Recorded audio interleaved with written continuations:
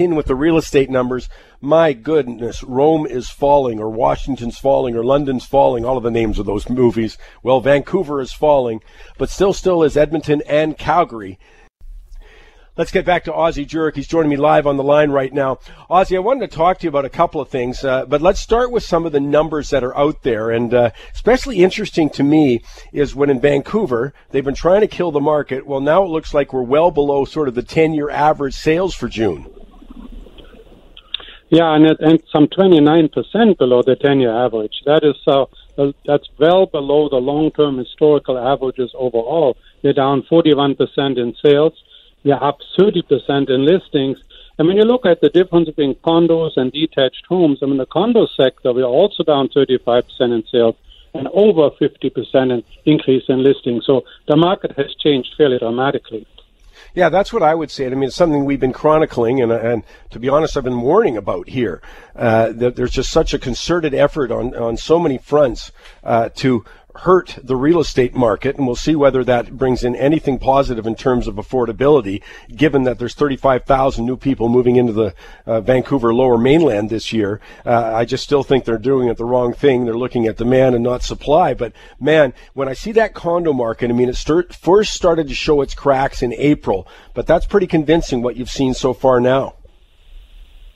Yeah, there's no question. Mind you, the prices are still up on the condo side. And also when you look at what happened in Toronto, that should give us a little more confidence on the condo price side, because in Toronto, after a substantial crash, the sales of Toronto condos are down, but the price is up still some 7%.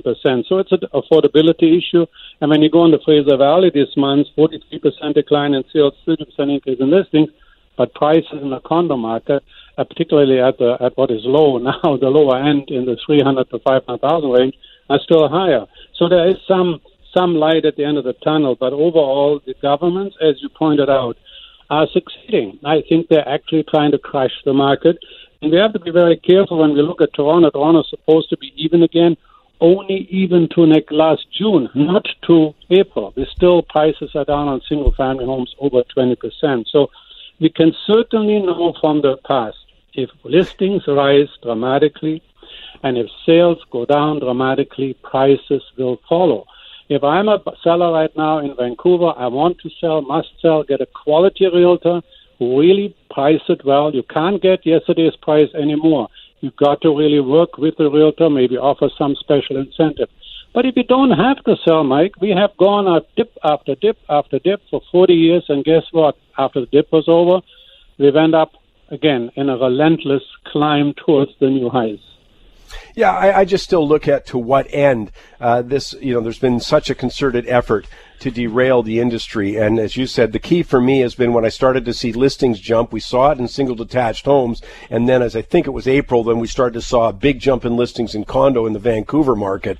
And as I say, we'll see where that all leads. But reducing the asset value of people's primary asset, a lot of times it's their retirement, I think should have been questioned a lot more thoroughly than it was. Let me just get to Calgary for a second. I mean, certain people in Calgary and Edmonton are wondering what the heck about this rising market. But it's kind of interesting to look at the June numbers in Calgary. Still haven't really stabilized.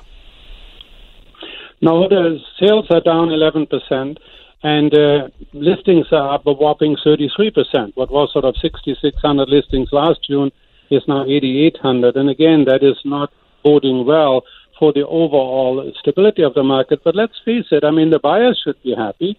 We love Calgary. We love Edmonton. Edmonton is down in sales some 10%, and listings are up 15%. It's the overall malaise. Continuously government comes out with bad news, new programs, increase in taxes, and what does the buyer do? I'm going to hold off. What gets me, Mike, is the economists telling us it's an affordability issue. In my newsletter, the old newsletter, now closed, I quoted in 2002, 3, 4, 5, the economist every year who made a study around the world matching incomes versus prices. And every time they had this enormous forecast that we would collapse. Hey, Vancouver hasn't been affordable in 40 years. We always had to pay 60% plus or more if you want to live in Vancouver or Hong Kong or Manhattan. You want to live there? Sorry, you have to pay for it. It's not something that you can solve by raising taxes. As you said it, we have to find new innovatives of supply. Maybe it's laneway housing. Maybe it's putting another floor on a 4-story building. There must be other solutions, but it's not a matter of making it affordable by driving down prices. Doesn't work, has never worked, and won't work in the future. Yeah, and I also have a big concern about how we, in this kind of an environment, I mean, I still think our politicians don't seem to understand what's going on outside of our country. They underestimated Donald Trump's trade for protectionism as an example. They don't even seem to know that there is a banking problem in Europe. They don't know what's going on in emerging markets. All of those things can impact us in Canada, and we're not allowing for it. And I think it's just really problematic to go after one of the strengths in the economy the way they have. Ozzie, let me give me. That's not cheerful enough. So give me a couple of hot properties if you got some. Yes, absolutely. We got an investor special in Abbotsford. It's a 2-bedroom condo, fully renovated, the top floor, corner unit, over 900 square feet.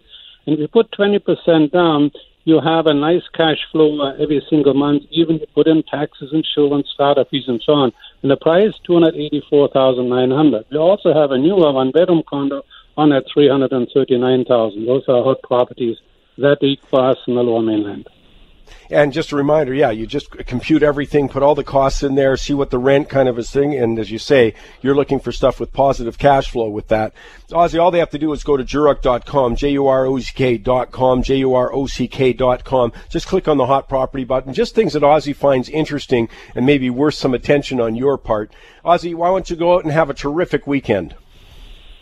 Thank you very much, Mike. And everybody that's worried out there, let's remember the economists that tell us something. They know 100 ways to seduce a woman, but they don't know any women. Thank God I'm out of that game.